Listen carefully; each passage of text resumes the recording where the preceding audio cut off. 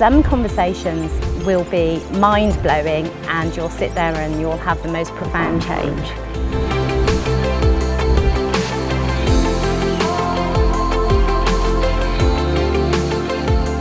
So hey, it's Janice, I'm 52 and I invited Owen to just come and have a chat with me. Who are you, Owen? Who are you? Well, a chat, Janice, that's a super duper massive question. But who am I in this moment? I am Owen, and I am many, many hats I wear, from a coach to a yoga teacher, a facilitator, a creative collaborator. And at the moment, I'm also working with young people with emotional needs in a well-being / therapeutic sense. Cool. That's some of the things of who I am and what I'm doing. Cool. Hold on, let me add to that a little bit. I'm actually a poet. Add some more. A little bit of a writer, a little bit of a philosopher, and I'm also a bit strange. Are you a little bit of a lot of things and also a bit strange? It's really funny, that final caveat. I was on yoga teacher training, as you well know, but not everyone will know, recently. And it was really weird because when I came back and people were sort of saying, oh, you know, what was it like? And what were the other people like that were on the course? And I'm like, they were all really cool, but they were quite regular compared to me. Do you know what I mean? And I was like, oh, isn't that an interesting like lens or a filter to see myself through? But I could genuinely feel, so one of the teachers is undoubtedly a white witch, and she kind of jokingly said, oh, I see the witch in you that sees the witch in me. And I'm like, yeah, cool, okay. And then it was just coming back with that and thinking, oh yeah, then so the way I see myself is the true reflection because it gets reflected back at me, right? But yeah, this reflection thing, you spot it, you got it kind of thing. Is very, very true, and also very, very strange. And the reason I say that is because obviously we have the reflection of a bathroom mirror, which is clear, but we have Fairground mirrors, which is distorted. So yes, we are reflections of each other from our humanness, I think, and our personality traits and some of our behaviors. But I don't always think it's never, for me, it's never a bathroom mirror. It's always a type of a Fairground mirror. Fairground mirror. So is that because you prefer that lens, that filter, or just because that's the truth? Good question. That's a good question. I think, if we come from the aspect that we're all unique, then if we're all unique, then we're not the same, but we have similarities and we have differences. So therefore, for me, it's definitely Fairground style mirror, where one is stretched out this way or that way or that way, That was good. You out. I went like a goldfish then. So for me, I think that's what it is. It's interesting, isn't it, talking about similarities and differences? And I guess in both of us, with the work that we do, to a degree, we want to let people know that lots of the similarities are similar, i.e., we're all feeling versions of the same stuff, yet then equally within that similarity, we want to encourage them to lean into their differences. How's that work? Oh, because I think, I don't know how it works, but I can make something up and go something like, Well, the thing is, I'm going to stop you, because if I say it really simply, it works really well because we're all unique. Yet in the grand scheme of things, when we want someone to recognise that, lots of people have these similar feelings, thoughts, issues, blah, blah, blah.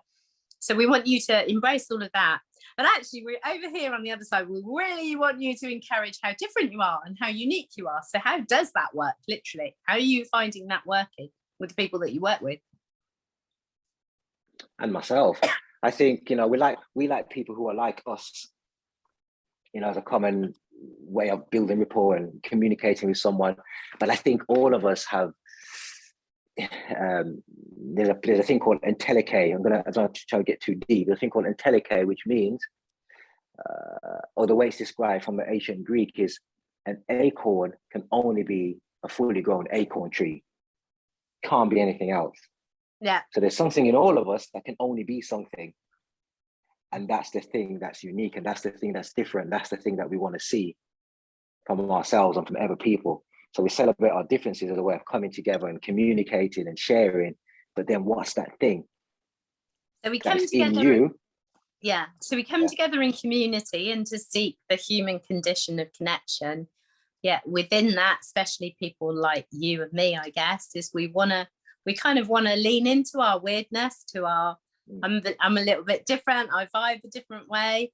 And, you know, and then thinking about how that's perceived by other people. Yeah, How do you totally correct. perceive it? I think what we're trying to do is lean into that intellecate, that acorn, that who we are, that deeper thing. I think that's what we're trying to lean into, and that's what we're chipping away at. It's like the carving, right? Of the famous saying about, I didn't carve the statue, it was already there. I just chipped away the stone. Yeah, I think it was Michelangelo or someone. It's the same thing. We're chipping away at our personalities or our things to see what's underneath. Underneath all of that. So I think that's what we're doing, and that's what we're trying to lean into through conversations, through similarities, and through also exposing the differences.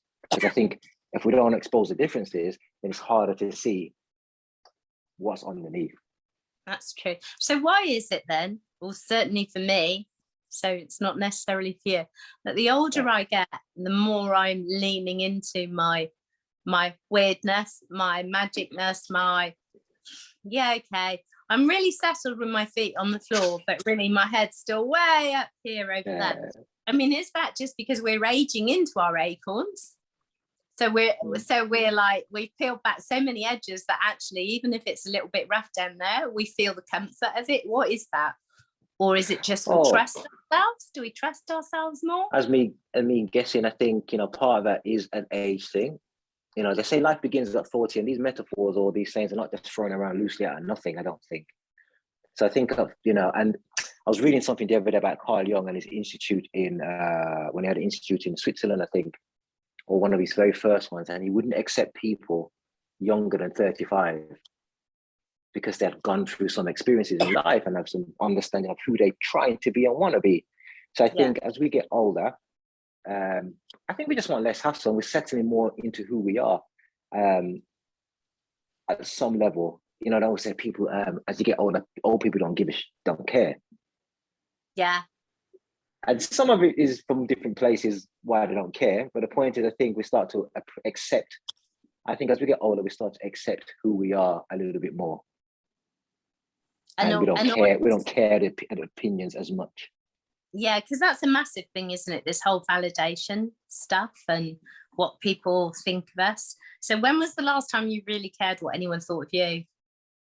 Or do you still? Today,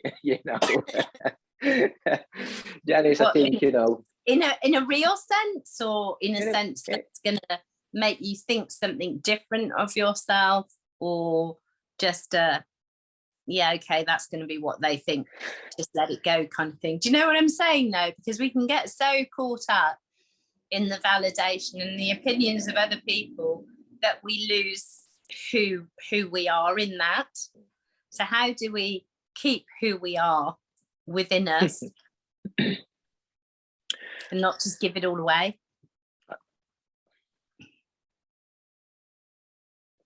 I think there's self-esteem and how we think about ourselves, and then there's like a esteem of esteem. I can't remember the word right now. Esteem of a community, if you like. I can't remember the correct terminology for it. How we look to other people or what we think the community people think of us when we step out into the world as who we think we are, whatever it is. I think that would always be there at various different levels. And I think it'd be there at various different levels. And to the other part, I just think that the more we can be willing to make mistakes, the more we can be willing to adventure, the more we can be willing to step into whatever we're stepping into, I think that's when it's almost like telling the ego that I'm in charge. So the ego supports those decisions as opposed to trying to sabotage those decisions. I think that's what it is. But we have, we're but in I think this there's together. We're in this yeah, together. we're in this together. Me and my ego, my sub personalities, we're going to lean into all of this. And I think that's the way is only through more and more, you know, we say these things, action, gotta take action. But the more I'm like aging and learning, I just think it is only embodied living that leans us in. I'm not saying words are not important, but it's embodied living that makes us lean into our self-esteem and the esteem of, you know, it's the experience. It's the experience and the experientialness of that human experience, isn't it? Literally. And how that passes through us, around us, and within us, I guess. Isn't it fun when we rock up for a conversation with no agenda, and then it's like, oh, there's a rabbit hole. Let's go down. Yeah, let's go down a little. Let's go a little bit into the rabbit hole. Yeah, we'll just peel back one of those edges. So in the work that you're doing today, as an example, is that stuff that feels like mind, body, soul, or is it just like, or is it good stuff? You know what I mean? Because it's like question again. Someone before you answer, someone asked me the other day something, and it was someone from Antigua, and they said, like, what were you doing? And I'm like, oh, well, I'm working with my clients, and I'm working with rock clients, and I'm doing a bit of yoga, and I'm looking after my granddaughter, and I'm doing this, and I'm doing that. And it's that I've realized makes my mind thrive and my body thrive, because it's kind of that stretching or that peeling back of something and finding something else and then putting it back and then going, oh yeah, but now I can go over there and have a look at that. And I've realized that's what my brain likes. It likes to be kind of bouncing around these different things, and then it gets fed different things.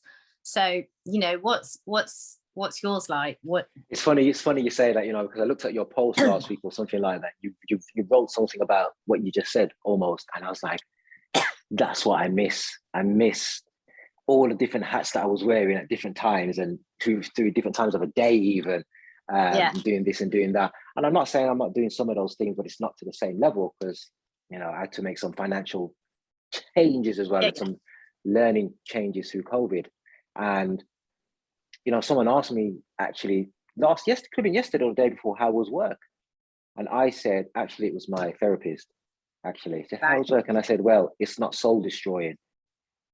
There you go. And she kind of looked at me. I said, what I mean by that is that I'm not going to the toilet. I'm not at a job where I'm going to the toilet, locking myself in the cubicle going, oh my God, get me out of here. I can't go, please. I want this day to finish. I'm not doing any of that. You know, so it's good.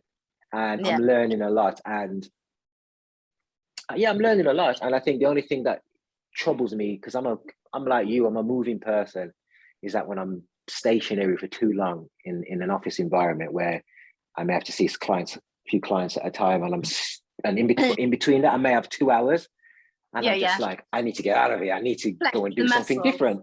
I need to do something different. So that's the thing that is challenging for me at the moment, is when I have that space that I want to go and do something different. Well, the thing is, when you have the space, you want to expand into it, right, and experience something else. Yeah, but so sometimes you must be doing that.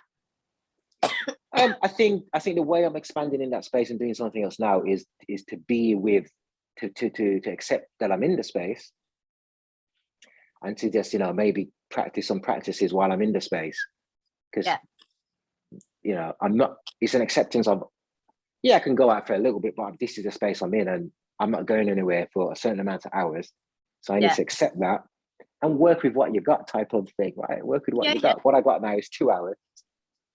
What am I going to do in these 2 hours? I'm going to read an article about CBT. I'm going to read a philosophical article. I'm going to listen to something that's going to give me more information that's going to help.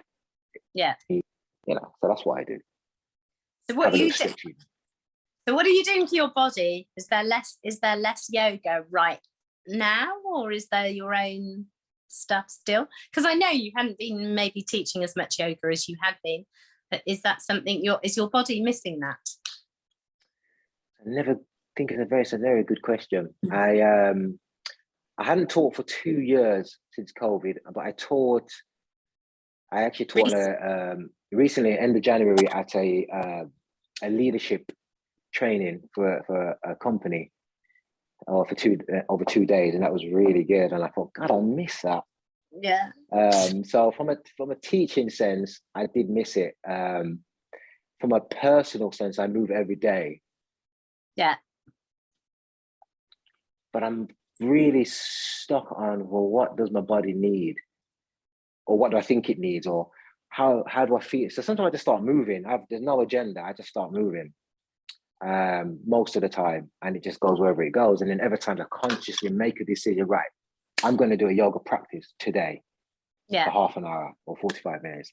Yeah. So I swing between those two things. And I think I like my practice like that at the moment.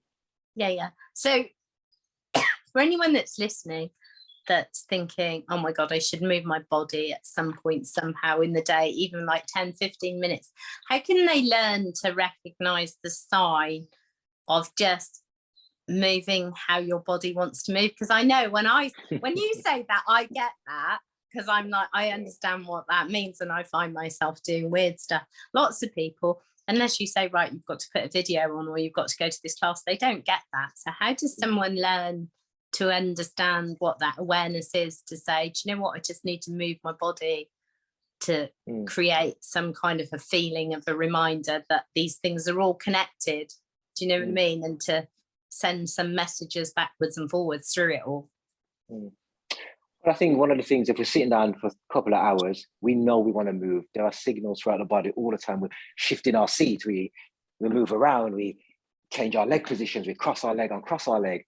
And some of it is not just to get comfortable. Some of it is because the body wants to move. It wants to have an expression.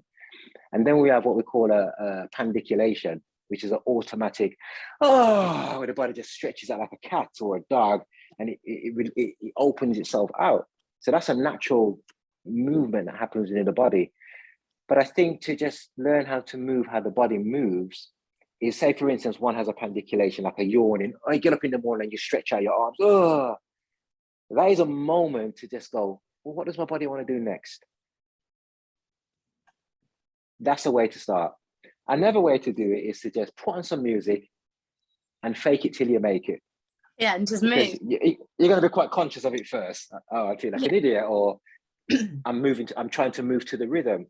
So the idea is not to move to the rhythm, but let the rhythm move you. But I think that takes a bit of practice of faking it till you're in that space. Where I really like that, and I really like that thing about, it's like when you take that first morning yawn. If we ever just stopped there and thought, well, what do I want to do next? Where does my body feel like it wants to go? Yeah, where does it feel tight, stiff, a bit achy? And if it's a bit achy in my shoulders, what can I do? I can just move my shoulders around. Okay, I move my shoulders around. What happens when I move my shoulders around? Oh, I feel my chest moving and my thoracic. Okay, that's moving. Oh, what if I move my hips? And there's a movement that just starts to happen if we trace the muscle connection through the body. I like it. Something went weird with my phone then, so I'm hoping it's not going to, maybe it'll flash up in the middle of this recording, but it doesn't really matter. It was just like, just brush it away. Brush it away. It's gone. Absolutely. Just like those thoughts and feelings that we don't need. So yeah, so now this has just made me think, we need to do more of these little conversations, right? Because we already just kind of went down a multitude of things. So, because I know that you've got stuff to do and I've got stuff to do as well. If you were going to give, oh gosh, it's doing it again. Yeah, your camera's gone off. I can hear you still. Hello. I don't know. I don't know what happened then. It's come back, so Steve can edit that out. I was like, the call just wouldn't stop.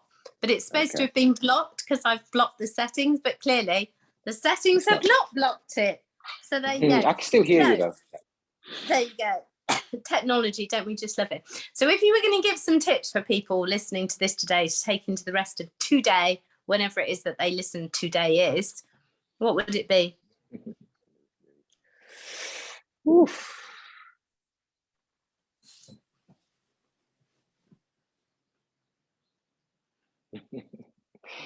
Okay. I was like, when we're reaching for those distraction things like chocolate, coffee, cake, you know, down the YouTube hole or whatever it is, when those distraction little things pop up, maybe one could ask oneself, what would soul do? Instead of avoiding it, what would soul do? That's a question that was put to me the other day through someone, and I thought, "Oh, what a question!" It's a nice question, isn't it? That's a big top tip. And the other thing, if you want to move, move. Don't judge yourself. Just get up and move. Cool. Figure it out, because the body knows. The body knows. I love that. Thank you for spending some of your break with me before you go back to work. Oh, thank you for asking me so randomly. I was like, what do you want? What?